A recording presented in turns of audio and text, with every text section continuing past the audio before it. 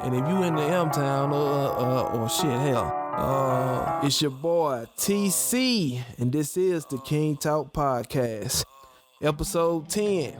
We already 10 episodes in, man. If you're passing through, listening, maybe it's your first time, leave a comment below. Let us know what you think. And to get all the updates on our latest episodes, please hit the subscribe button. NBA Finals. The Raptors take a 2-1 lead. Your boy Curry held it down with 47 points. A career high in the finals. But it wasn't enough to hold down home court against them Raptors. To be honest, Golden State, they probably gonna get one more at Toronto. But I think it's a wrap. I don't even think Durant could save them. And to be honest, I don't think it'll be in Durant's best interest to even come back during this series, man. Let yourself heal up, you know what I'm saying? You can do your thing next season. Even with Durant and Thompson in the game, they gotta share the ball, so it ain't like you finna get another 47-point game from Curry. Shit, y'all keep on betting on them third quarter comebacks. Shit, I'ma call it like it is. Raptors in 6. So I recently checked out the Netflix miniseries When They See Us. It follows the unfortunate story of the Central Park 5, which were a group of kids falsely accused of the rape of a white female jogger on the night of April 19 in 1989, New York City. Them cops were some sick motherfuckers. I'm gonna just be honest with you. The way they manipulated them kids, got in their mind and coursed them through. Man, look, you ain't no better than a motherfucking pedophile, man. You ain't no better than a motherfucking child fucker.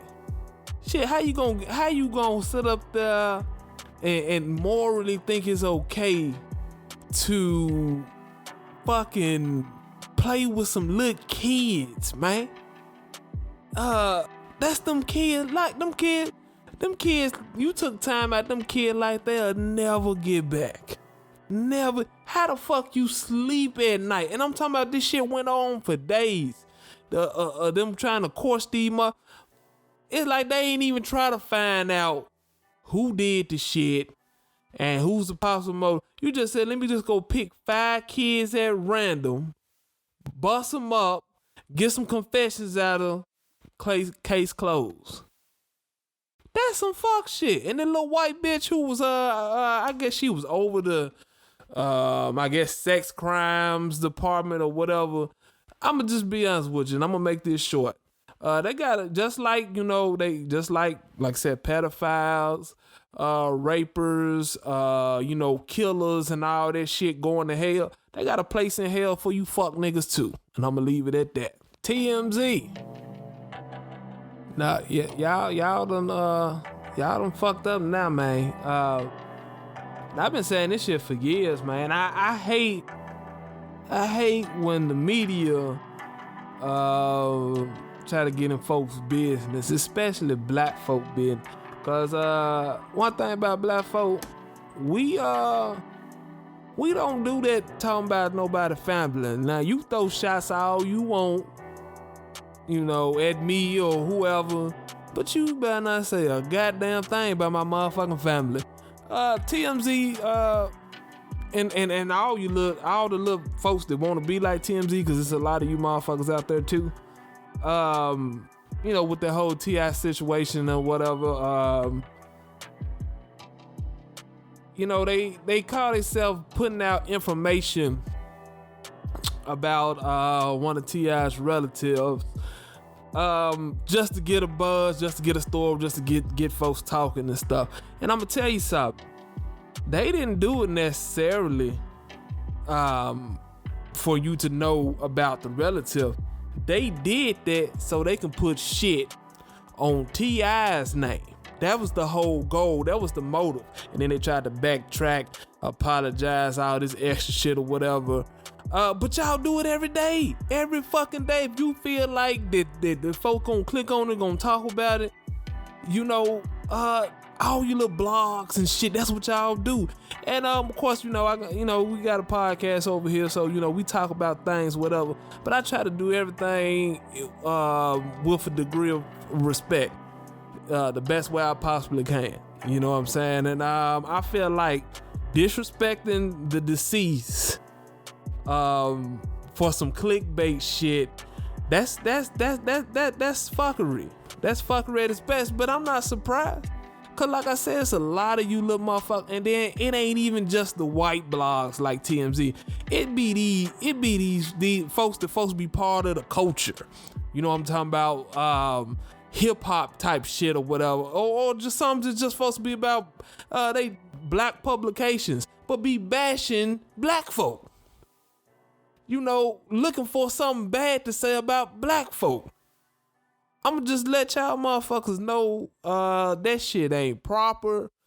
Do something about that, man. How T.I. say it, I can't even pronounce that word. I'm not even finna go there.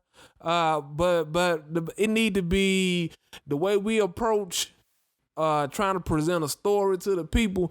We need to do better. So, Father's Day coming up. What are fathers looking for Father's Day?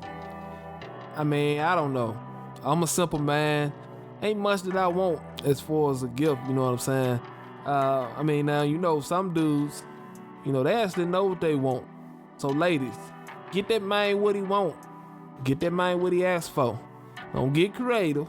If a guy can tell you what he want for a special occasion, it ain't no need in guessing. Just get him what he want. But, for me,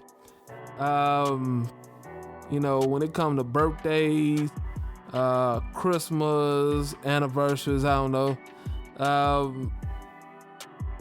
What I want, in fact, I'm just like how the women be, when they trying to figure out what's for dinner. Yeah, I don't think it's a woman that know what they want for dinner that exists. Am I lying? But the same way with gifts, that's how I am. I mean, and it's not because I'm looking for something to make me feel a certain way or whatever.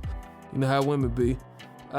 Shit, all a nigga could ask for was shit, just, peace, everything working, bills paid, other than that, I don't really want shit, It's not really anything that I can just think of that I really want, but shit, I don't want nobody stressing over getting me shit. That's just how I am. But whatever I get, I'm always grateful. So all I say that is too is, women, take care of the fathers out there, man. We took care of y'all on Mother's Day. Take care of them fathers. Fathers. Speaking of Father's Day, as fathers or just as men in general, life affects us in different ways. Some fathers have kids with a woman, things don't work out as planned, for us a relationship, and you can co-parent and, pretty much work, to basically raise the kids together. So say, the mother of your kids get with the guy. The mother of your kids is with the guy for a few years. She trusts him. She even leave your kids with the guy when she goes to work or running errands, simple shit. They done build the trust thing with each other.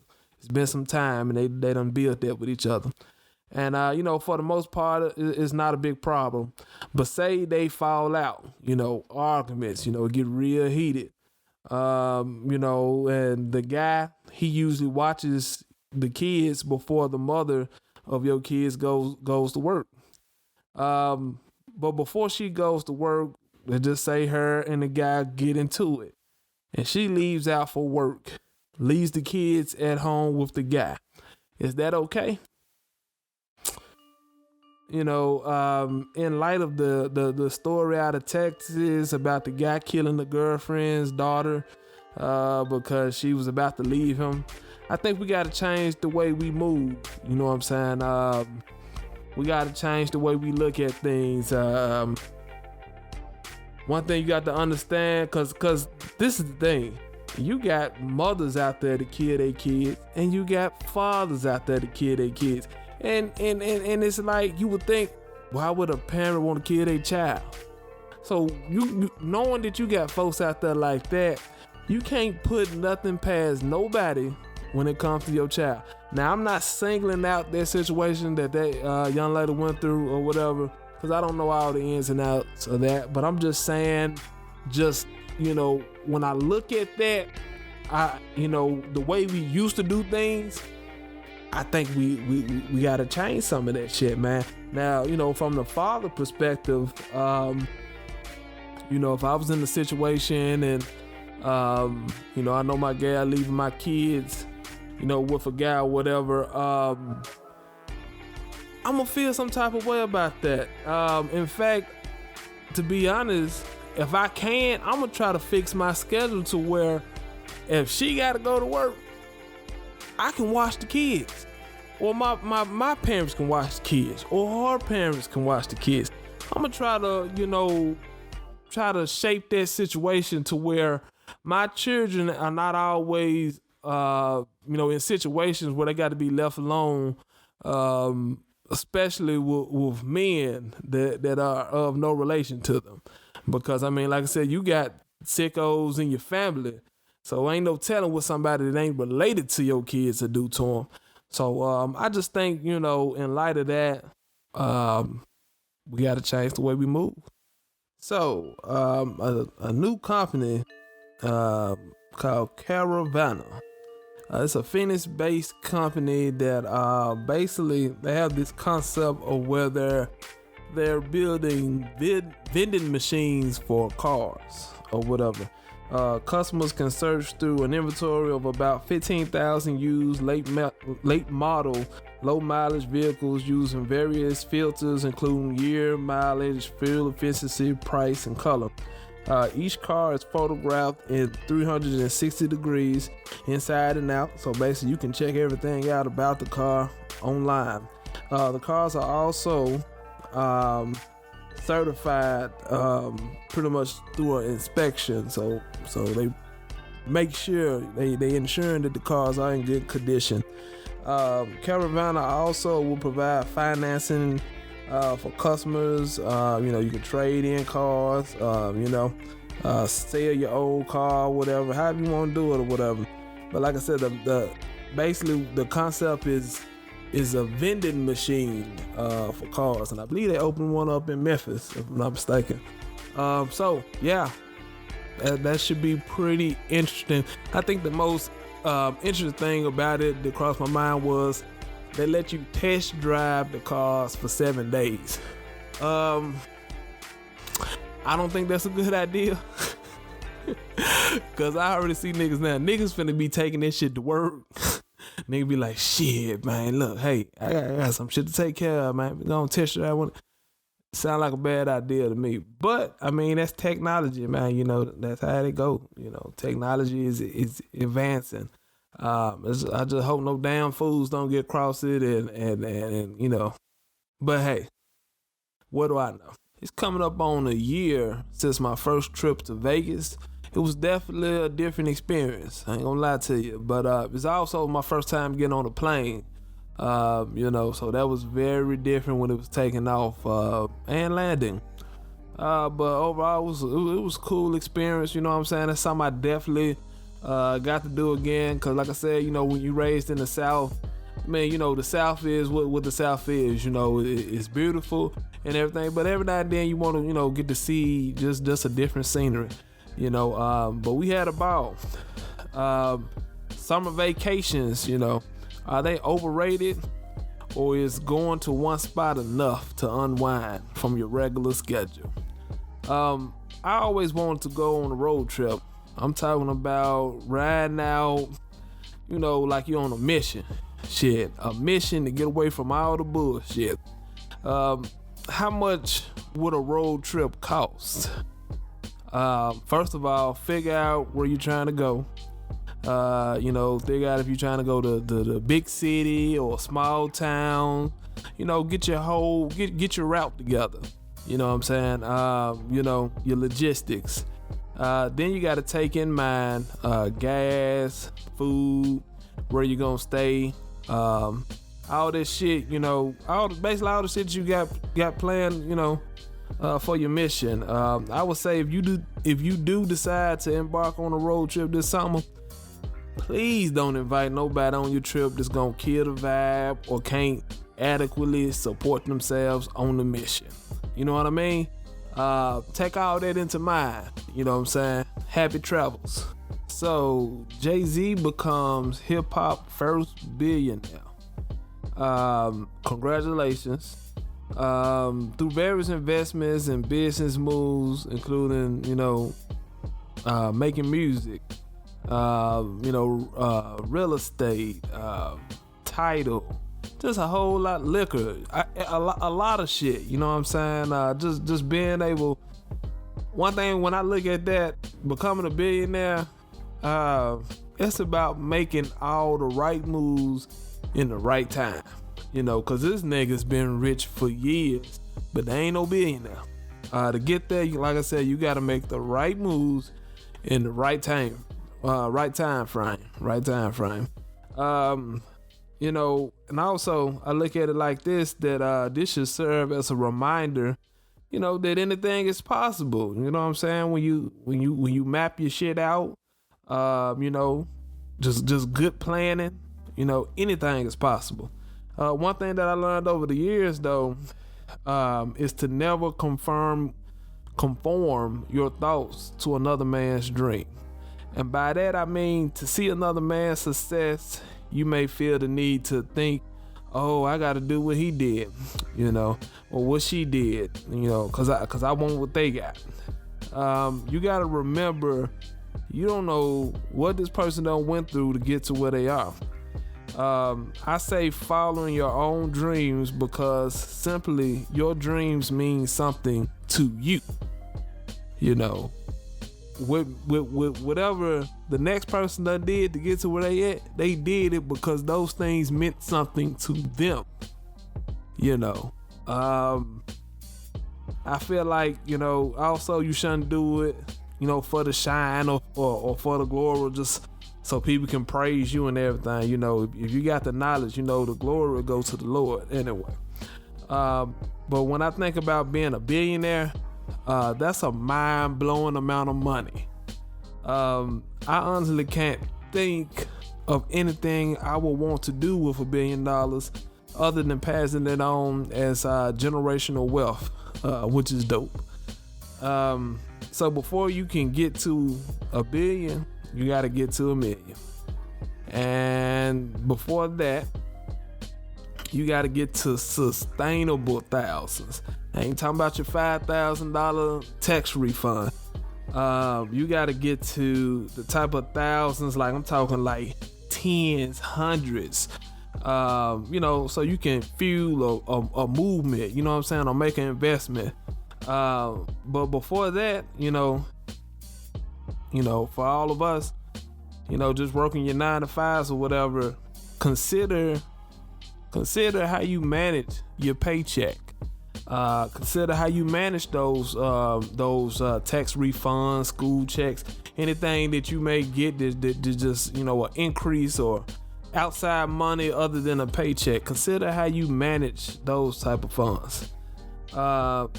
You gotta know, in the job force, they only gonna give you enough money to pay your bills.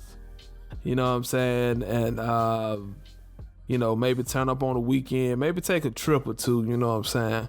But even doing that, you gotta save up. It's like they give you enough to survive. And then you also gotta look at it like this. The reason why most of us, go to a 9 to 5 or a job is for security. We want to know that our bills are paid. We want to know that we got clothes on our back. Well, we want to know that we're going to have food on the table. You know what I'm saying? We don't want nothing to have to, be down to, I think I'm going to be straight this month. We want security. So that's why we go to the job. And you know what that job give you? It give you enough. Just enough Sometimes they don't even give you that, but most of them, they give you just enough to have that. So you gotta think, if whatever you looking for, 9 times out of 10, that's what you're gonna get. You know, if you trade your time, like you only got 24 hours in a day. Say if you work a full-time job, that's you working 8 hours out the day, 40 hours a week. That's around about 33% of your day that you're using up on that job or whatever. And then sometimes I just sit back and think, like, how many hours does it take to make a certain amount of money?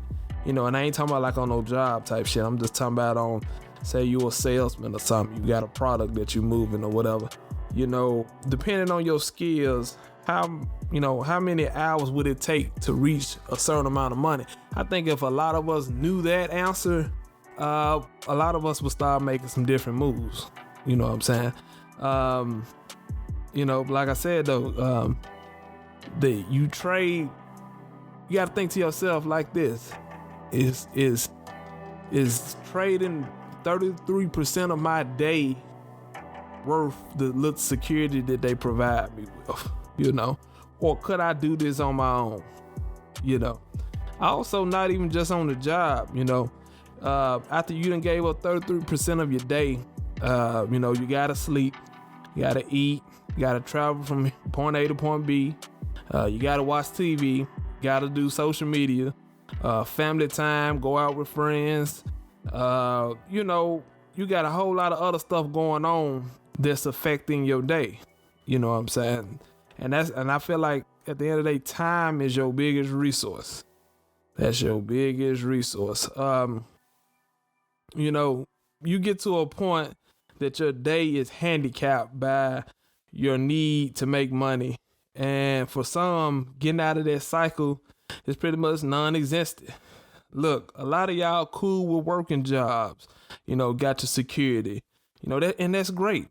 But for y'all that hate that shit, boss up. Man, take a look at your day, how you operate, fuck all the jokes, shits and giggles and all that shit you looking at on social media, cause that shit ain't going nowhere. You know what I'm talking about? Fuck chasing these bros, female, fuck chasing these niggas. You know what I'm saying? Take a look at your life and figure out where the fuck you going. Cause it ain't hard to tell. 9 times out of 10, if you on some fuck shit now, you're gonna be on some fuck shit next year too. Until you recognize that it's time for change.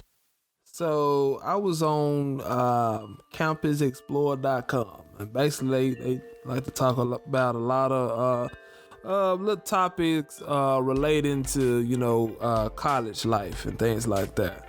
A lot of the kids or whatever, y'all getting ready to go off to college for the first time.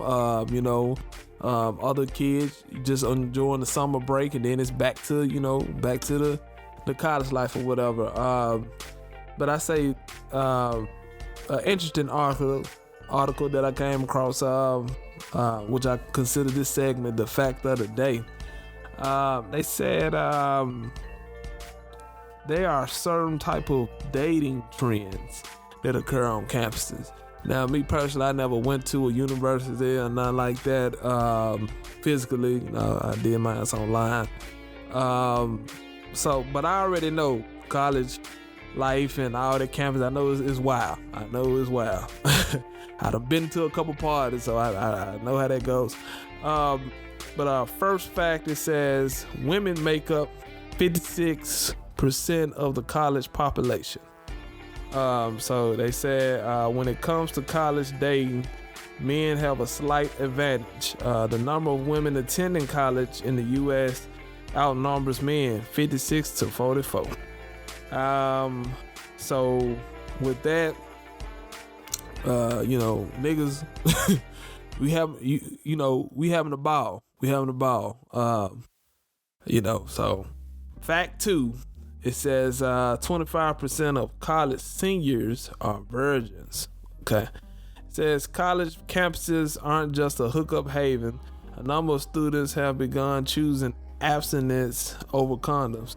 12% of females and 13% of males over the age of 21 are virgins. Okay, interesting. You know, focus on them books. I'll be in no college trying to make no babies. Next topic, porn or whatever you want to call it.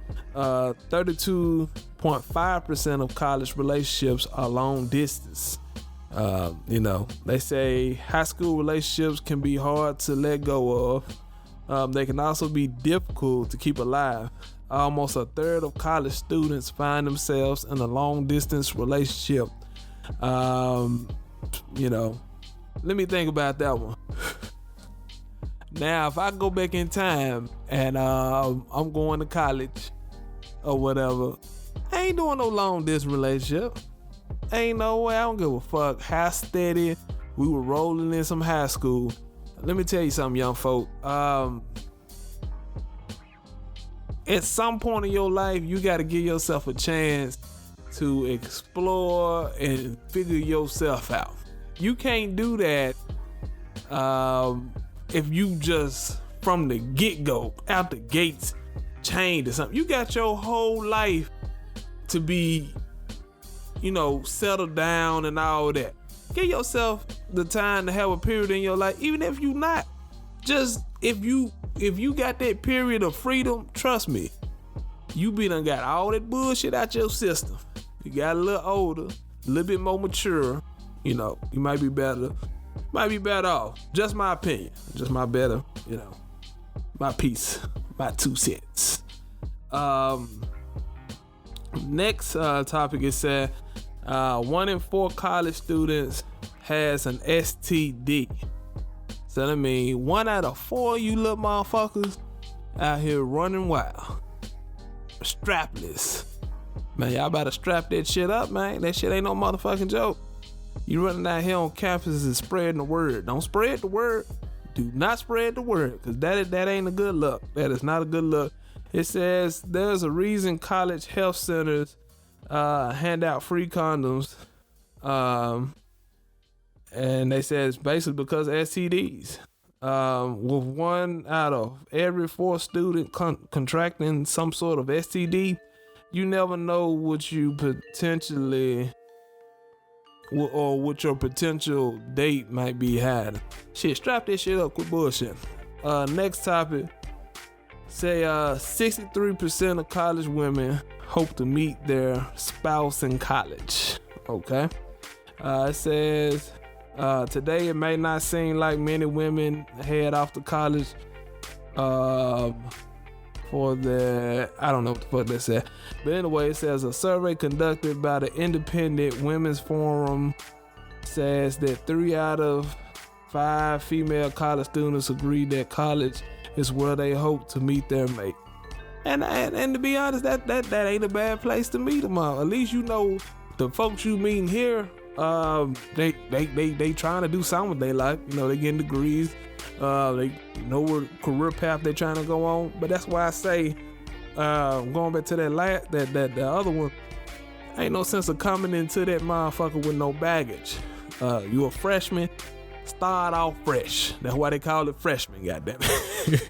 Straight up though, straight up. And then the next one, they said by senior year, 72% of students have hooked up. But like I say, with hooking up and all that good shit, man, strap that shit up. Then it also says, the last one here, 1/3 of college seniors have been on fewer than 2 dates. To be honest, I don't think you got time to actually do no date. First of all, you ain't got no money. But that's college. That's college with your boy TC. And then they ended off with a quick fact here. They said that one of the top reasons college students break up is cheating. No shit. College students prefer short-term casual relationships over long-term relationships because it allows them to focus on their academics and career goals. That makes sense. And last one, most college couples break up around spring break, summer vacation, and right before winter break. Shit, cause they finna come back and fuck with their high school sweetheart that they left back in town. Just my take on the shit. Hey man, that's our show for today. Make sure you check out Sipping on Patron. That's sipping without the G _ on Patron, like the tequila. Look them up on Instagram for a lot of skits and all that good shit. Produced by Tmz Memphis Media. Also, make sure you check out the King Talk 901 playlist on Spotify. Should say King Talk 901 the playlist. On Spotify, got all your Memphis hits, all that good shit, all your Memphis rap hits or whatever, you know. Make sure you check that out though. We had fun on episode 10. You know, we're gonna have the original crew back in next week or whatever. We should. You know, your boy King Neil and your boy J Patron. You know, so like I said, make sure you subscribe. Tell us how you feel. Leave comments at the bottom of your videos if you want. And we'll see you guys next week. It's your boy TC, and this is the King Talk Podcast.